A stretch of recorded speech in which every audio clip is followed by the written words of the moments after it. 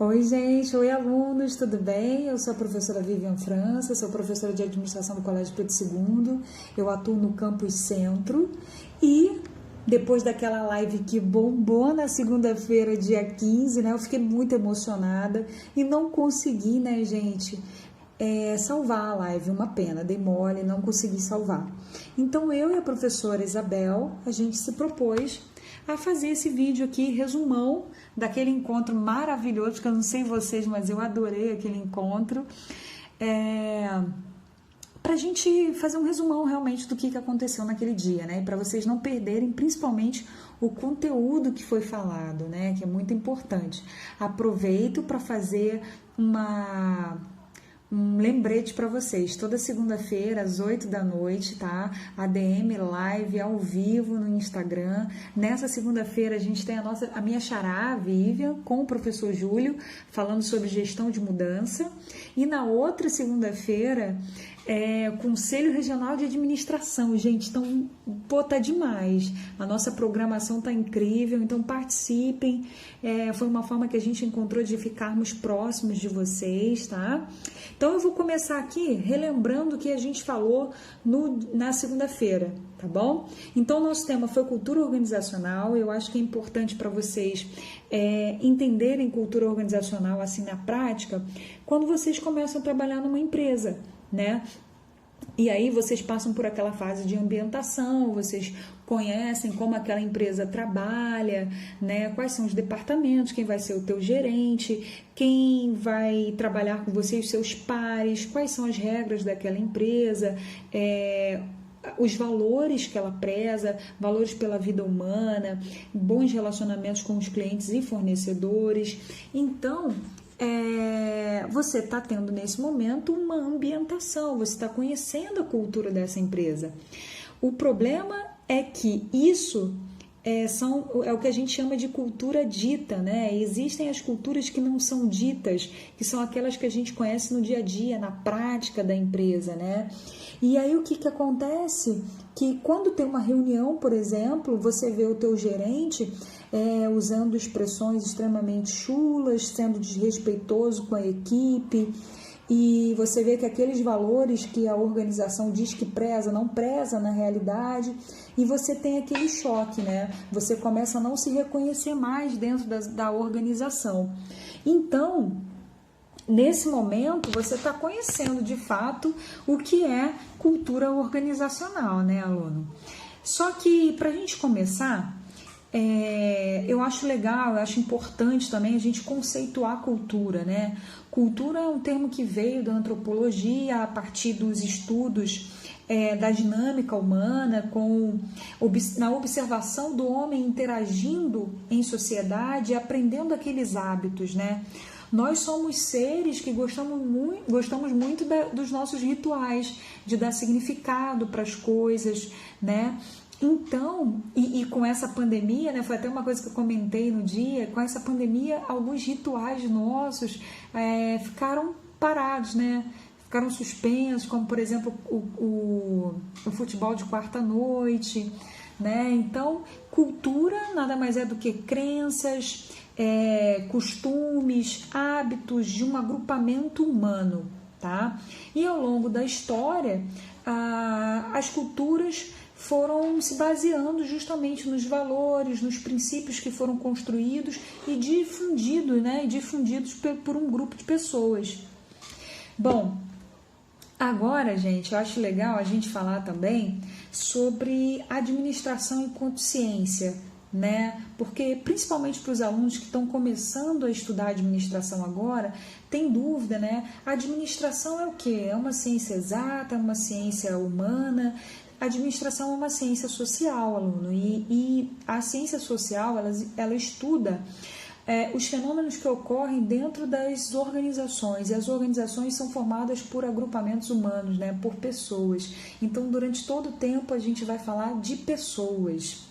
E aí, a gente entra num momento importante da conceituação de cultura organizacional, né, como um conjunto de práticas, normas e valores que estão presentes nos processos das empresas. A cultura ela pode ser percebida como a forma como a organização conduz os seus negócios, né? E quando a gente fala de cultura organizacional, a gente sempre está falando desses dois tipos, ou da cultura que é visível ou da cultura que não é visível. Um outro exemplo importante, aluno, que é legal trazer para você, é quando você vai nas organizações e você observa como aquelas pessoas estão vestidas, né? E aí eu dei como exemplo os escritórios de advocacia, né? Quando você entra dentro de um ambiente desse, as pessoas estão vestidas geralmente de roupas sociais, elas estão usando um linguajar que é do ambiente jurídico, né? E os nomes desses escritórios nunca são nomes simples, são nomes sempre carregados do sobrenome, da história daquela instituição, né?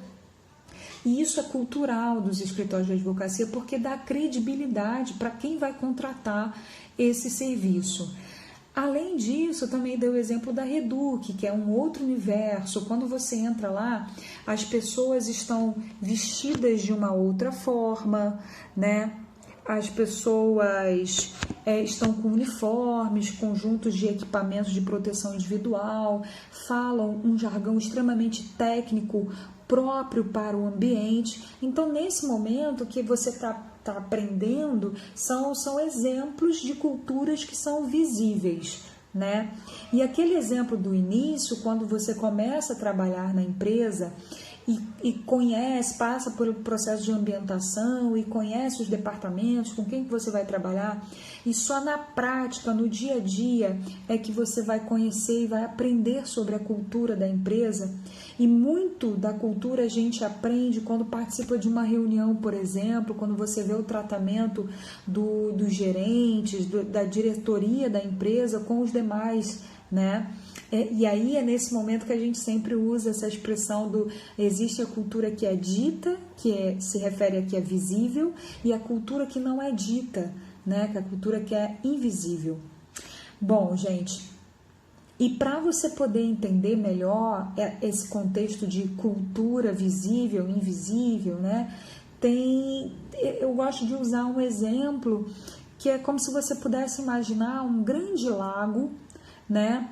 Um lago onde nascem aquela vegetação, e aí você visualiza que por cima da água tem uma vegetação super bonita, flores bonitas, e você se pergunta, bom, qual é a história desse lago, né? Quem foi que plantou essa vegetação? Quem foi que alimentou? Então, quando a gente fala de cultura, a gente tem que olhar o que está por detrás, o que está num olhar mais profundo, porque se a gente não aprofundar nessas raízes, né, do que sustenta a beleza do que é visto, a gente não vai conseguir entender que quem sustenta isso são as pessoas. Por isso a importância da gente olhar com um olhar mais profundo para as raízes da cultura, né? Tem um autor, né, muito conhecido, que é o pai da cultura organizacional, que se chama Edgar Schein. Se vocês quiserem pesquisar, Schein se escreve S-C-H-E-I-N, Schein. Edgar Schein, ele usa muito a metáfora do iceberg para explicar a cultura organizacional. Então você imagina um grande iceberg, onde no topo, no nível acima do mar, são esses fatores, são esses aspectos de cultura que são visíveis, né? E o que está abaixo do nível do mar são os aspectos invisíveis, né? E uma coisa importante também, aluno, antes de aprofundar essa explicação do iceberg enquanto cultura organizacional, é lembrar para você que a relevância desse tema para os dias de hoje, né? Quando a gente fala de cultura organizacional, a gente está falando de um diferencial competitivo nesse mundo que está mudando, né? Nesse novo mundo que está surgindo. Por que um diferencial competitivo enquanto cultura? Porque produtos e serviços os concorrentes copiam muito rapidamente, mas copiar a cultura, traços de uma cultura que é extremamente arraigado dentro das organizações, isso é muito mais difícil. E as empresas, né, as organizações de alta performance, elas focam de fato em cultura organizacional, né? Em ouvir as pessoas. Então, voltando para o nosso exemplo do iceberg, quando você analisa o que é visível, né? São geralmente aspectos voltados para a tarefa, ou seja, o resultado da entrega de um grupo de pessoas, né? Quando você desce o nível do mar e você observa os níveis que são menos visíveis, né? Nós temos os aspectos psicológicos, os aspectos emocionais, e aí que eu acho muito interessante essa análise, né? Então, veja só, no topo o que a gente tem, o que se mostra é o resultado do trabalho das pessoas. Mas o que alimentou tudo isso, né? Quem foi que alimentou? Qual é a história dessa empresa? E não é fácil de enxergar, porque são as pessoas, é o que está lá abaixo do nível do mar, né? Por isso, essa necessidade real e urgente de um olhar mais humano para dentro das organizações, em especial nesse momento que a gente está vivendo, né? Agora, nesse momento, acho que eu já falei demais e eu vou pedir para a Isabel vir aqui e falar com a gente um pouco sobre a relevância do líder dentro desse cenário de crise, né? Porque as organizações, elas precisam desapegar dessa forma antiga de trabalhar, que é focada em controle, e focar agora mais nos seus funcionários, né? E esse olhar humano das organizações, ele é urgente. E os líderes, eles vão precisar ter uma habilidade incrível para atuar dentro desse cenário, né? Então, mais uma vez, só para reforçar aqui o conceito, que isso é importante, né? Cultura organizacional, ela é estratégica para as organizações, e o autor Edgar Scheins usa a metáfora do iceberg para te dizer que o que está acima do nível do mar são os aspectos observáveis, é o que ele chama de artefatos, mas são os eventos que são publicamente observáveis. É a vestimenta, é a forma como as pessoas se falam dentro das organizações, né? É o que é visível. Quando você entra dentro de uma organização e você vê abaixou o nível do mar, esses fatores são as normas e os valores e os aspectos informais da organização. O que está embaixo, o que sustenta a organização, são as relações afetivas que existem dentro das organizações, os padrões de influência, sabe aquele chefe que era seu chefe, só que na verdade não é ele que manda, são a forma como as pessoas pensam, o que as pessoas sentem. Então, olha que interessante, o que sustenta a empresa, o que alimenta aquilo que é belo e que é visto, são as pessoas, né? E por isso esse olhar urgente, um olhar mais humano para dentro das organizações. Isabel, agora é contigo aí também. Eu sei que você quer também falar sobre cultura colaborativa, né? Fica à vontade. É isso aí, Vivian. Bom, só para complementar a sua fala, eu gostaria de citar uma frase do Peter Drucker, o pai da administração moderna. E ele diz o seguinte: a cultura devora a estratégia no café da manhã. O que ele quer dizer com isso? Ele quer dizer que se a cultura não for sólida, dificilmente as estratégias implementadas serão bem-sucedidas, né? Se a cultura não for compartilhada por todos, dificilmente, né, as estratégias terão sucesso, certo? Bom, e o líder, ele tem papel fundamental nesse processo. Por quê? É o líder que tem esse papel de influenciar as pessoas, de motivar as pessoas a alcançar, né, os objetivos, enfim, através da comunicação, da interação, né? E esse líder que você acabou de citar, o líder controlador, não há espaço para ele nesse momento e nem no momento futuro. O líder controlador é um líder demodé, tá fora de moda, ok? É um líder que tem o foco na tarefa, né? Então, ele tem um foco é, no tempo. Então, o que que acontece? Geralmente, esse líder, ele tende até a computar o cafezinho que o colaborador vai tomar, né? Esse líder, ele tem dificuldade de delegar, ele é centralizador, né? Ele não passa confiança para a equipe, ele pressiona a sua equipe, fazendo com que a sua equipe se sinta desmotivada e até mesmo desacreditada, né? Então, nesse momento que nós estamos vivendo de pandemia, né? De isolamento social, melhor dizendo, de isolamento social, o líder, ele não tem como saber se o funcionário, né, lá da casa dele, trabalhando no home office, ele está produzindo, ou se ele está assistindo uma série, né, comendo pipoca, olha isso. Então, esse é o momento de trabalharmos as relações, tá? Então, é o momento do líder ter esse olhar, ter esse entendimento, né?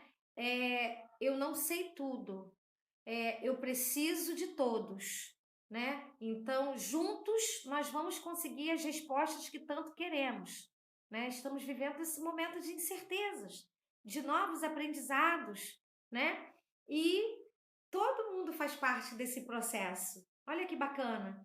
Então, o líder desse momento, né? Eu poderia falar de liderança aqui, como diz a literatura, de A a Z, tá? Mas eu prefiro focar no líder tipo S, o líder sensível, o líder solícito e, acima de tudo, um líder solidário.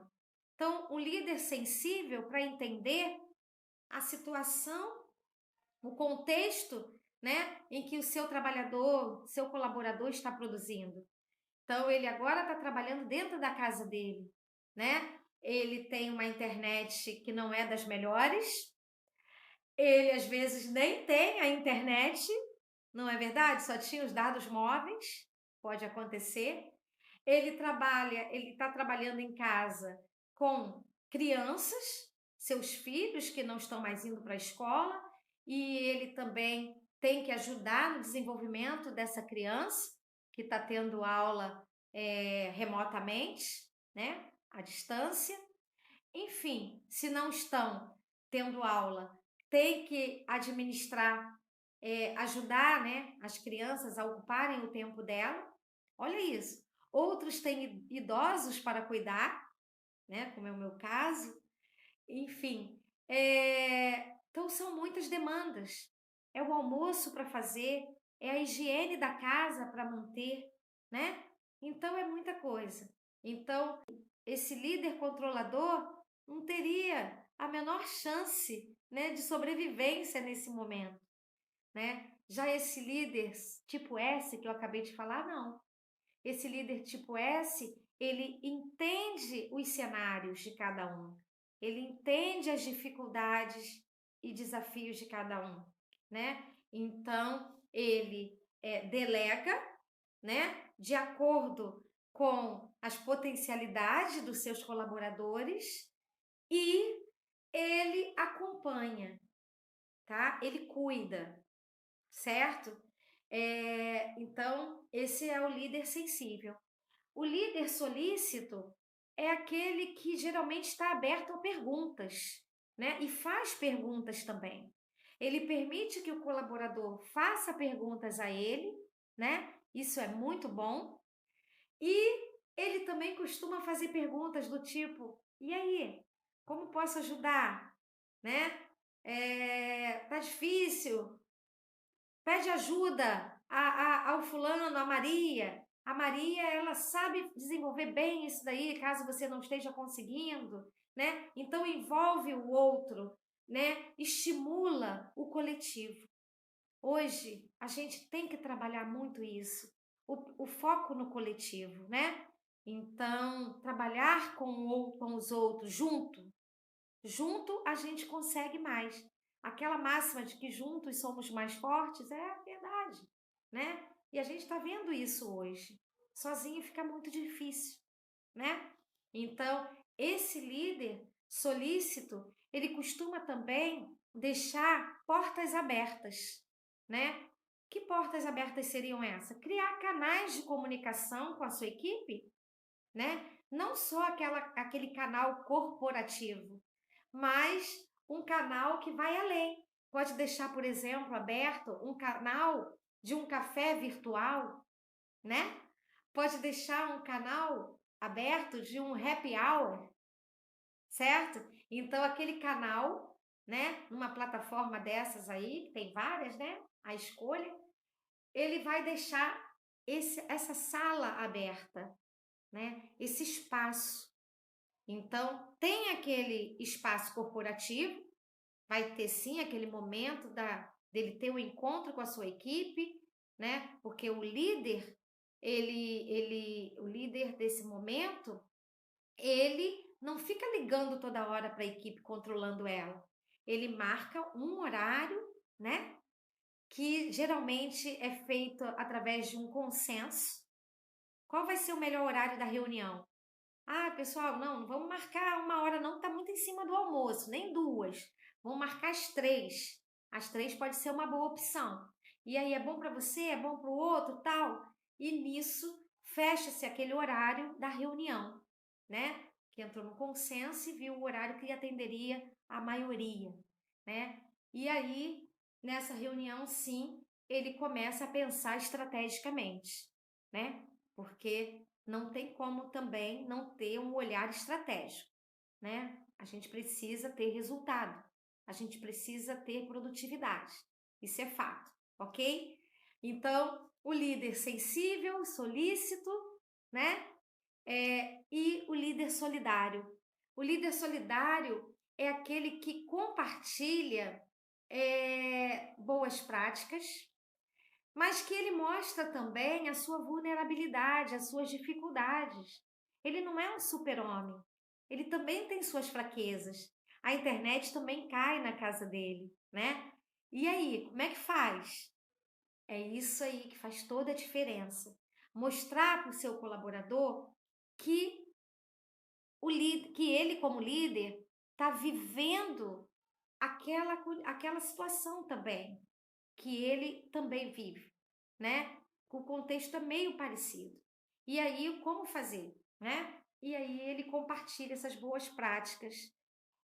Olha, eu tô aqui em casa, realmente está difícil para mim também, tem muita coisa para administrar, é, tem cachorro para cuidar, né? Ah, não tem cachorro, mas tem filhos e tal, e o que eu tenho feito é isso. Então ele vai falar o que ele tem feito, ele vai compartilhar, né? E ele vai aprender também. Ele vai aprender porque ele não sabe tudo. Então, nesse momento, aparecem muitos talentos antes ocultos, né? Então, tem pessoas que lá atrás, no antigo, né? No antigo, antes da pandemia, elas eram, ó, muito produtivas, mas que agora, nesse novo contexto, nesse novo cenário, ela não tem tão boa produtividade. Como é que é isso, né? Que ela tem os problemas pessoais dela também, né? E administrar tudo isso, gente, não é fácil, ok? Então, o líder solidário é esse líder, tá? Que ele usa da empatia, ele usa, inclusive, da compaixão, né? Mas não é sentir pena do outro, não é ter piedade, mas entender a dificuldade do outro e ajudá-lo a superar essa dificuldade. Perceberam a diferença, né? Então, gente, essas características que eu acabei de falar para vocês do líder são características que deverão estar em nós também, mesmo que não tenhamos, em qualquer um de nós, mesmo que não tenhamos cargo de liderança. Por quê? Eu esqueci de falar isso, né? Que a liderança ela vai para além do cargo, tá? Quando a liderança está muito focada ao cargo, ela tem mais uma relação de autoridade. Mas a liderança, ela surge, é assim, ela surge naturalmente, né? Por isso que surge lideranças de A a Z, porque a cada cenário surge um tipo diferente, um perfil diferente, né? Então, isso aí é muito bacana, tá legal? Então, a dica que eu deixo para vocês é isso, né? Se eu relatei aqui para vocês o perfil dos líderes, vocês obviamente conseguiram também entender o que se espera dos liderados, dos colaboradores, né? Então, se você ainda não faz parte de uma empresa, né? Se você faz parte, mas não tem ainda um cargo de liderança, você, com tudo que foi dito, você já pode perceber o que se espera de você, né? Hoje e no futuro, né? Um olhar para o coletivo. Hoje não é o eu que prevalece, mas o nós, né? Isso aí faz toda a diferença. Então, para encerrar, eu gostaria de citar uma outra frase, tá? Esse autor é o autor Franz Kafka e ele diz o seguinte: a solidariedade é o sentimento que melhor expressa o respeito pela dignidade humana. E aqui eu encerro a minha fala agradecendo a atenção de todos. Um grande abraço para vocês e se cuidem, tá? Até qualquer dia e que seja breve. Então é isso, gente, assim, pegando essa fala da Isabel, né, da importância, da relevância da liderança dentro desse cenário caótico que a gente está vivendo, que as empresas vão precisar se reinventar de fato, né? A liderança ela vai ficar muito em evidência nesse cenário, né? E tudo que se faz num período de crise ou não se faz tem um impacto muito grande. E aí é quando a gente fala que um gatinho pode virar leão ou um leão pode virar um gatinho, né? Então, liderar na crise é motivar a equipe, né? E, sobretudo, cuidar das pessoas, é ter um espaço para escuta, é o saber ouvir, é ter uma agenda super positiva com esses seus funcionários, né? É oferecer apoio psicológico, o iFood está fazendo isso, né? O funcionário não tem uma cadeira confortável, manda a cadeira para ele, depois isso volta, né? Eu acho que o mais importante agora é cuidar das pessoas, né? As pessoas estão tendo que trabalhar, sobreviver, lavar tudo que chega no mercado e ainda se preocupar com a sua saúde mental, né, gente? Que é extremamente importante, né? Então, para você ter uma equipe engajada, né, com um líder com esse cuidado humano, todo mundo tem que estar falando a mesma língua, né? E não existe colaboração, gente, sem confiança. E confiança, a base da confiança é a clareza na comunicação, né? E o que a gente vê muito hoje no nosso país, infelizmente, é que a gente está vivendo um grande equívoco na comunicação, né? Isso sem fazer nenhuma análise política, nem econômica, esse não é o objetivo, mas a nossa visão aqui de gestão é observar o quanto essa dissonância de comunicação está sendo prejudicial para o nosso povo, né? O presidente dá um direcionamento, os governadores dão outro direcionamento e nós, brasileiros, ficamos no meio disso tudo. O ruim dessa falta de alinhamento de discurso é que vidas estão sendo abreviadas, né? E se a gente traz esse contexto para dentro das organizações, falhas na comunicação podem ser cruéis com uma instituição, né, gente? Então, o que eu estou querendo dizer para vocês é que quando não há um alinhamento entre a gestão e as pessoas, quando não há alinhamento, um distanciamento dessa realidade, né? Quando um diretor dita as regras e essas regras se distanciam da realidade das pessoas que constroem a empresa, fica muito difícil você ter colaboração num processo de cultura organizacional, num processo de mudança de cultura, né? Então é importante que todo mundo esteja conectado, caminhando junto, sempre no mesmo sentido.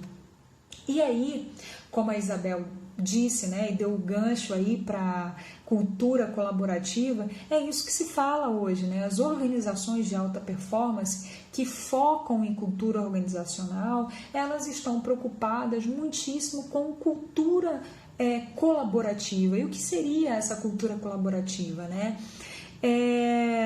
É você fazer a gestão, é você fazer as coisas com as pessoas, né? É gerir junto com as pessoas e não para as pessoas. Isso faz muita diferença. E a cultura colaborativa, ela tem 3 pilares, que é a confiança, a comunicação e o propósito.